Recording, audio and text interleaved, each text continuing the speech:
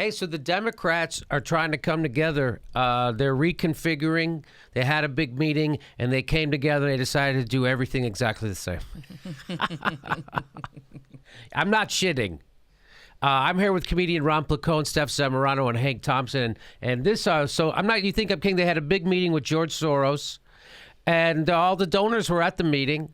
I mean, not all the donors. There were donors at the meeting, George Soros being the biggest one. Let's see. This is what they say.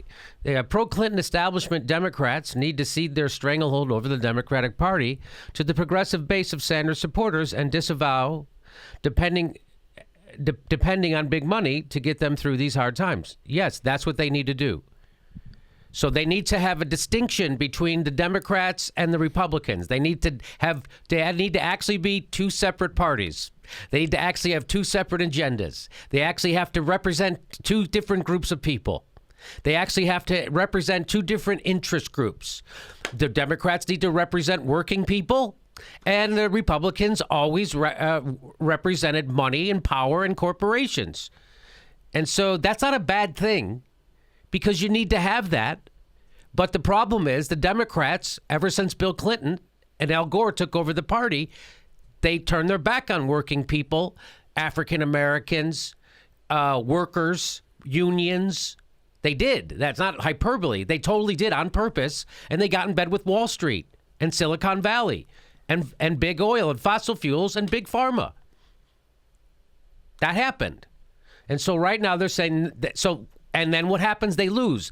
Barack Obama was able to paper over the deficiencies in the Democratic platform and their policies. He was able to paper over the fact that Democrats had turned their backs because we just went through 8 years of Dick Cheney and George Bush literally ordering torture and illegally invading the world, right? So it wasn't. And then Barack Obama is such a pretty face and he talks so pretty. He really makes you forget it. He seems so decent. He knows all the words of liberalism. He knows all the words of populism. Of course, he then goes in and he legislates like a corporatist, which is what he did, which is why he had less people vote for him in 2012 than he had in 2008, and which is why Hillary Clinton lost to an orange clown.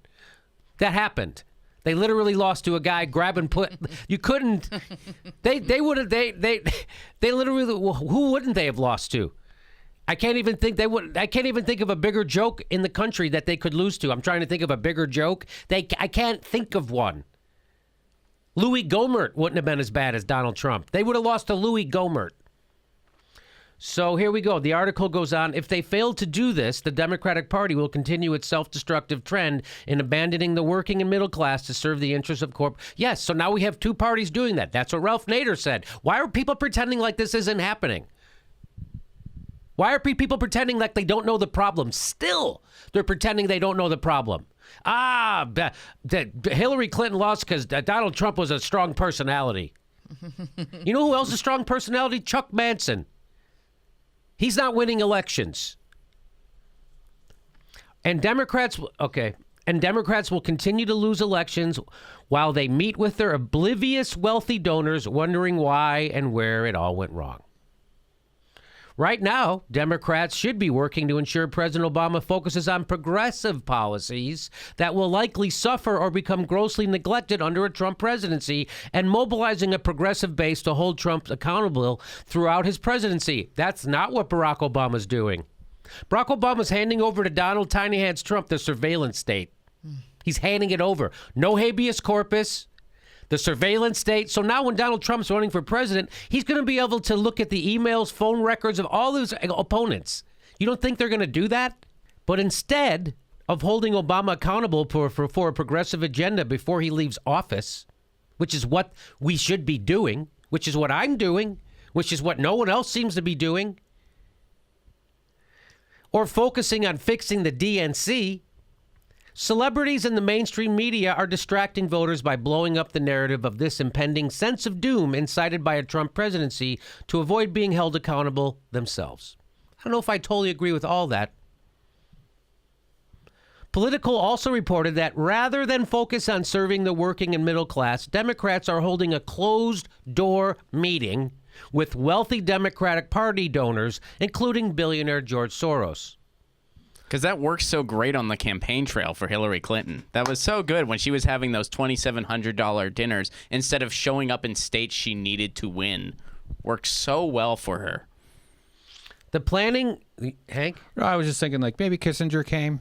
You know, maybe he showed up, brought some sandwiches, new recipe or something. They're planning the Democratic Party's strategy moving forward. Once again, abandoning voters' interests in favor of donors. They're doing it frickin' again. The answer the Democratic Party is looking for won't be found in providing further influence for millionaires and billionaires. Yet that's where Senator Warren, Representative Nancy Pelosi, and the likely new DNC chair, Representative Keith Ellison, will be making appearances. The 3-day meeting is being hosted by the Democracia Alliance, an elite Democratic finance circle, which has significantly influenced institutions on the left and played a major role in propping up Clinton's candidacy, meaning they have played a major role in ruining the country and the Democratic Party. Oh, so now I know who to really blame for this mess. So now we need to immediately snap into action and have a meeting with those guys. See what they want to do. What's next? The excessive power wealthy donors wield inside the Democratic Party is a key reason why Clinton lost and voters have left. It is. But establishment Democrats appear more than willing to repeat their same mistakes. Not only that, they seem determined to do it again. Well, there's no acknowledgement that they lost. It's like they won't even acknowledge that they have a failed ideology of moving to the right to win votes. What Hillary Clinton did was move to the right to win votes. Bill Clinton, Al Gore, moved to the right to win votes. And so now it's failed. They moved to the right and they lost to Donnie Tannehans Trump, which crushed their down ballots also. They had no voter turnout. There was no one. I believe that she can win. I believe that I say Hillary, you say fire. Fire. Remember that? Oh, I didn't think we were doing this. You remember that video? Mm-hmm. Zero enthusiasm for neoliberal politics. Who the fuck is a fan of that stuff except people in power? No one. There's nobody who likes neoliberalism except people in power or people, owners, the owner class, the people who own patents, the people who own corporations, and the politicians who take their money. That's neoliberalism. That sounds like some trumped-up trickle-down. Trumped-up trickle-down. We got to bring that back. Here's the thing. I attended Indiana University, a Big Ten school. Their football team is never one of the better ones. And whenever they upset a fellow Big Ten school that has a better football team, if you look on the sideline of the opposing teams, you see a coaching staff with a look on their face wondering, where am I going to work next year? Everybody on the DNC should have that look on their face right now, but none of them do. They're doubling down. It wasn't their fault. They've learned nothing. Karen Finney, who's the chief strategist for Hillary Clinton, there's an article in Media today about how she's blaming sexism and Bernie bros on the loss. So people got mad at me for not wanting to back Keith Ellison. I think the problem is the DNC. I think people go, oh, you want to burn it down? I don't think there's anything left to save. Why are they saying that that's a bad thing? Burn it down. I think we need to start a new campaign. I need a new party. Yes. Our party's going to be filled with Chuck Schumers and Karen Finneys and Nancy Pelosi's and corporatists everywhere you look. The best we can hope for is somebody like Elizabeth Warren who didn't have the guts to back Bernie Sanders in the primary. That's what we're left with.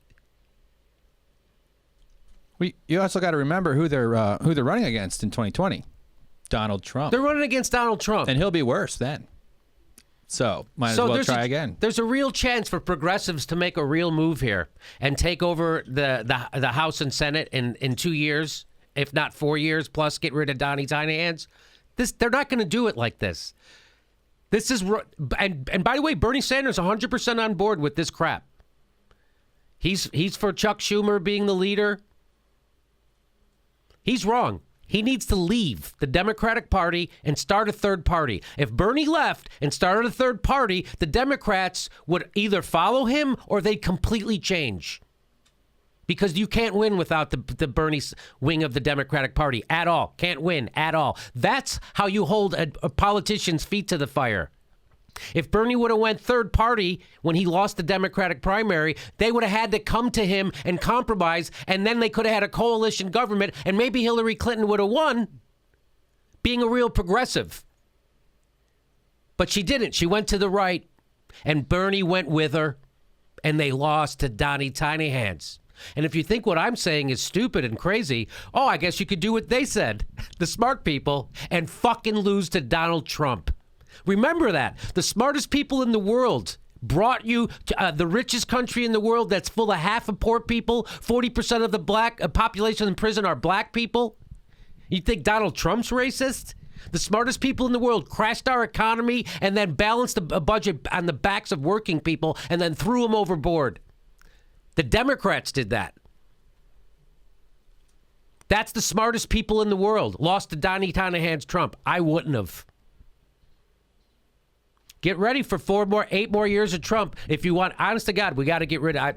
So if Bernie Sanders isn't willing to stand up and say these fucking Democrats all have to go, hey, Chuck Schumer, you got to take a back seat. Then we got to do it without Bernie. But trying to do inside a Democratic Party seems like a sure loser to me. And a winner would be to start another party, and then the Democrats will follow me. You got to get rid of the corporate. You got to you got to have an opposition party. Chuck Schumer is not the opposition.